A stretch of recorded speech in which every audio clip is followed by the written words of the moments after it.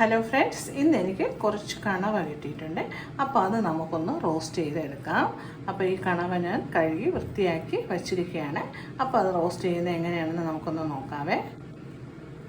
അപ്പോൾ കണവ ഞാൻ കുക്കറിലിട്ട് കൊടുത്തിട്ടുണ്ട്. നമുക്ക് കുക്കറിൽ 2 വിസിൽ കേൾക്കുമ്പോൾ ഇനി എടുക്കാം. അപ്പോൾ കുക്കറിലിട്ട് കണവ ഇട്ട് കൊടുത്തിട്ട് കുറച്ച് ഉപ്പ് ഇട്ട് കൊടുത്തു.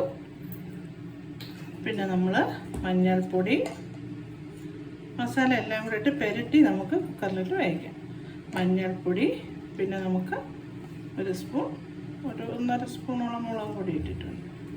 മുളക് പൊടി, പിന്നെ കുറച്ച് ഗരം മസാല, പിന്നെ നമുക്ക് കുറച്ച് കുരുമുളക് പൊടി,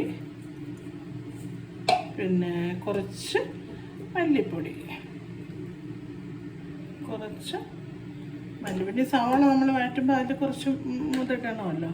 കുറച്ച് മല്ലിപ്പൊടി, പിന്നെ നമ്മൾ കുറച്ച് നാരങ്ങയും കൂടി പിഴിഞ്ഞ് നമുക്ക് ഒഴിക്കാം.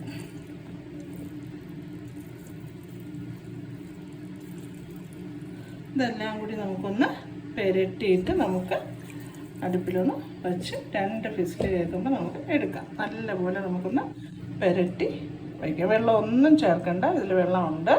അപ്പോൾ പെരട്ടി നമുക്ക് അടുപ്പിലോട്ട് വയ്ച്ച് 2 വിസിലായിട്ട് എടുക്കാം.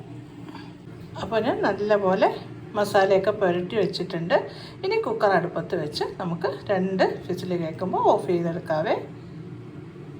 ഇനി നമുക്ക് ഞാനൊരു 3 സവാള എടുത്തിട്ടുണ്ട്, 1 ടൊമാറ്റോ എടുത്തിട്ടുണ്ട്, 2 പച്ചമുളക്, കുറച്ച് മല്ലിയില, ഇഞ്ചി വെളുത്തുള്ളി പേസ്റ്റ്, പിന്നെ കറിവേപ്പില.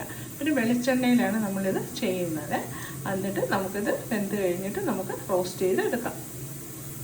ഞാൻ ചട്ടി അടുപ്പത്ത് വെച്ച് കൊടുത്ത് വെളിച്ചെണ്ണ ഒഴിച്ചു.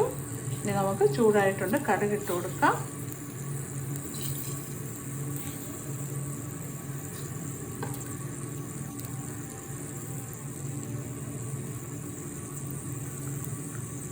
കടുക് പൊട്ടിയ ഉടനെ നമുക്ക് മുളകിട്ട് കൊടുക്കാം.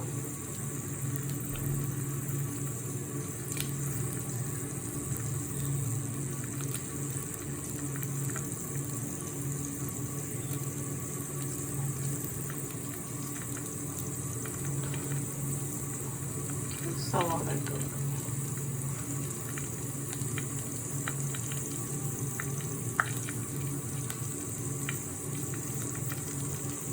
സവാള ഇട്ട് കൊടുക്കാം.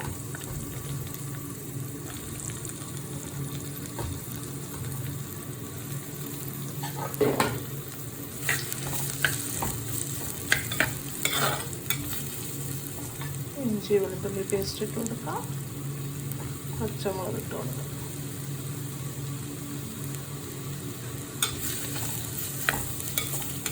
നല്ലോണം വഴണ്ടതിന് ശേഷം തക്കാളിയൊക്കെ ഇട്ട് കൊടുക്കും.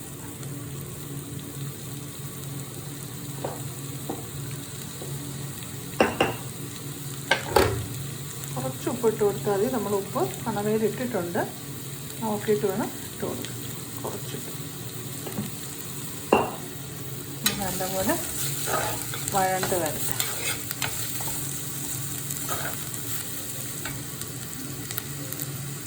കണവ കണ്ടോ, കണവ നല്ലോണം വെന്തിട്ടുണ്ട്.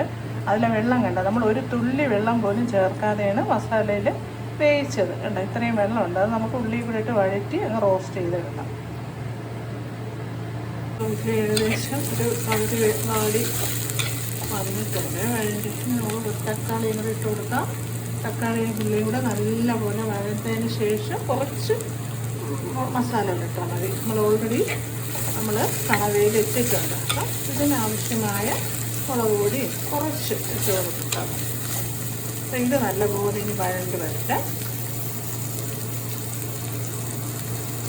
അപ്പോൾ നമ്മുടെ സവാളയും തക്കാളിയും ഏകദേശം വഴണ്ട് വന്നിട്ടുണ്ട്. ഇനി ഇതിലേക്ക് ആവശ്യമായ മുളക് പൊടി കുറച്ച് മതി. ഓൾറെഡി നമ്മൾ കണവയിൽ ഇട്ടിട്ടുണ്ട്. എരിവ് കൂടും. കുരുമുളകൊന്നും ഇടണ്ട. കുറച്ച് മുളക് പൊടിയും ശേഷം മഞ്ഞൾപ്പൊടി, കുറച്ച് മല്ലിപ്പൊടി, ഉള്ളിയുടെ ഏത് വഴണാൻ ആവശ്യമായത് മതി. പിന്നെ ഇതൊന്ന് മൂത്തതിന് ശേഷം നമുക്ക് കണവയും കൂടെ ഇതിലോട്ട് ഒഴിച്ചു കൊടുക്കാം. ഒഴിച്ചിട്ട് നമുക്ക് നല്ലപോലെ വരട്ടി വറ്റിച്ച് വരട്ടി എടുക്കാം.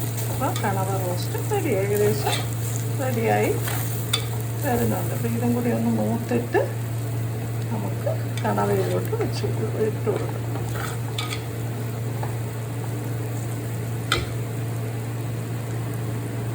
വേവിച്ച് വെച്ച കണവ ഒഴിച്ചു കൊടുത്തേ. കുറച്ച് വെള്ളമുണ്ട്, അതാണ് ഈ കാണുന്നത്. കുറച്ച് വെള്ളമേ ഉള്ളൂ, കുഴപ്പമില്ല. അതിപ്പോൾ നമ്മൾ ഇതിൽ കിടന്ന് തന്നെ നല്ലപോലെ വരണ്ടോളും. വരണ്ട് ലാസ്റ്റ് നമുക്ക് മല്ലിയില ഇട്ട് കൊടുക്കാം. നല്ലപോലെ വരണ്ട് വരും.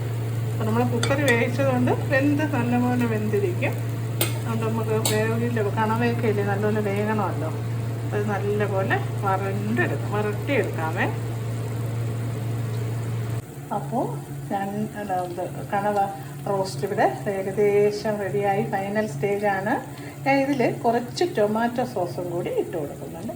കുറച്ച് ഒരു സ്പൂൺ, ഏകദേശം ഒരു വലിയ സ്പൂൺ അത്രയും മതി കേട്ടോ. അപ്പോൾ അതൊരു ടേസ്റ്റ് കൂടാൻ നല്ലതാണ്. പിന്നെ ഇനിയിപ്പോൾ ഇതിൽ പ്രത്യേകിച്ചൊന്നുമില്ല. അത് നല്ല അടിപൊളി നമ്മുടെ കണവ റോസ്റ്റ് റെഡിയായി. ലേശം മല്ലിപ്പൊടിയും കൂടി മല്ലിയിലയും കൂടി ഞാൻ ഇട്ട് കൊടുക്കും. അതുകൂടെ ആകുമ്പോൾ നമ്മുടെ കണവ നല്ല ടേസ്റ്റാണ്. എല്ലാവരും ഇതുപോലെയൊക്കെ ചെയ്യാത്തവരുണ്ടെങ്കിൽ ചെയ്ത് നോക്കുക. ലൈക്ക് ചെയ്യണം, സബ്സ്ക്രൈബ് ചെയ്യണം. അപ്പോൾ അടുത്തൊരു വീഡിയോയിൽ കാണുമ്പോഴേക്കും ചാ